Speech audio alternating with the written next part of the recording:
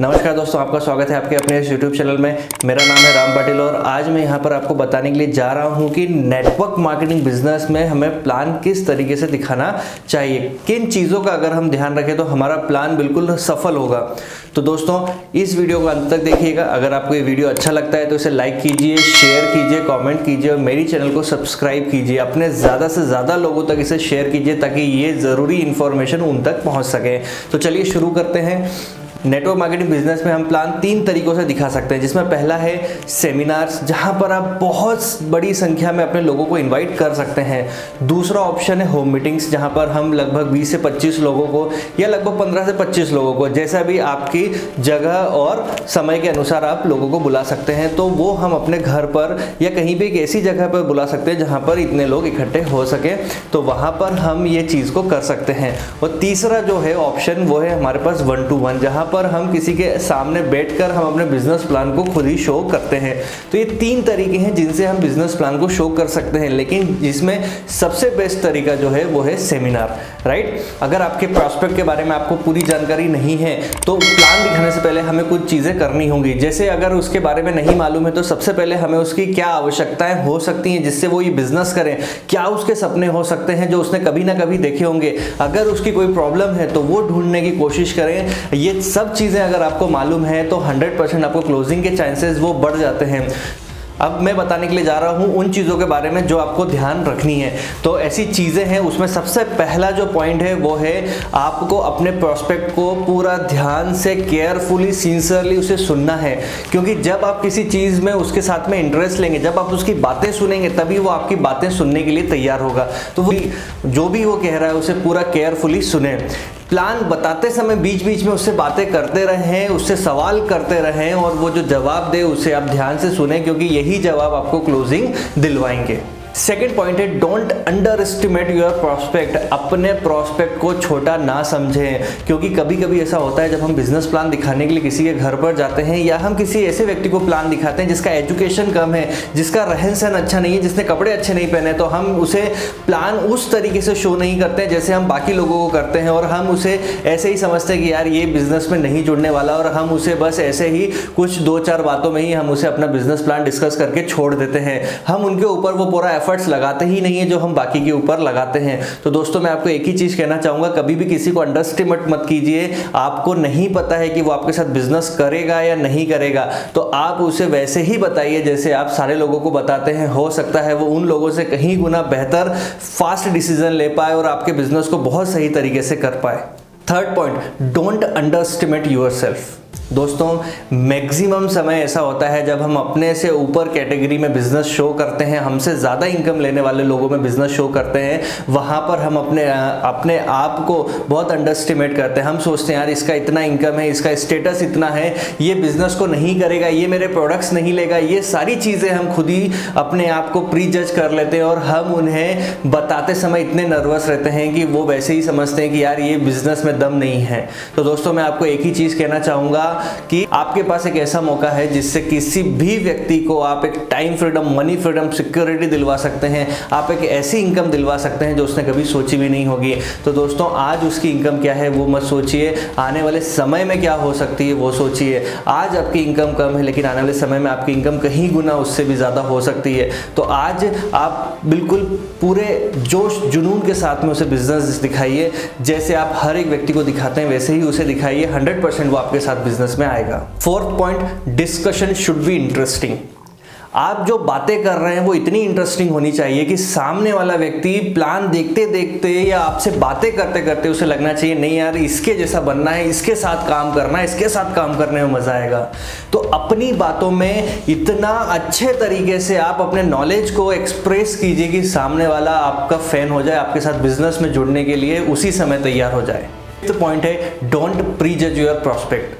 दोस्तों मैक्सिमम समय ऐसा होता है कि हम जब किसी को बिजनेस शो कर रहे हैं तो हमारा प्रॉस्पेक्ट बहुत सारे सवाल करता है हमसे, बहुत सारे ऐसे टेढ़े मेढ़े सवाल करता है जिससे हमको लगने लगता है कि ये बिजनेस ये नहीं कर पाएगा, या ये बिजनेस में इंटरेस्टेड नहीं है, या ये बिजनेस इसके लायक नहीं है, या ऐसे लोग कभी कुछ कर ही नहीं सकते हैं। ऐसे तमाम चीज़ें हैं जो हम पहले से प्रीजज कर लेते हैं।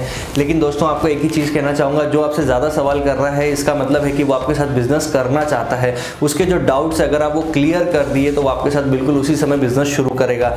और एक चीज़ हमेशा ध्यान रखिए, जो आपसे बिल्कुल भी सवाल नहीं कर रहा है इसका मतलब है कि वो आपकी बातें एक कान से सुन के दूसरे कान से निकाल रहा है। तो हमेशा उन लोगों को आप उनके सारे डाउट्स को क्लियर करें जो आपसे सवाल पूछते हैं। 6 पॉइंट है टॉक अबाउट आइडियाज़। यहाँ पे मैं कहना चाहूँगा कि आपको अपने प्लान को शो करते समय जो टेस्टिमोनीज हैं, जो अचीवर्स हैं आपकी कंपनी के, वो उतना ही बताइए जितना ज़रूरत है।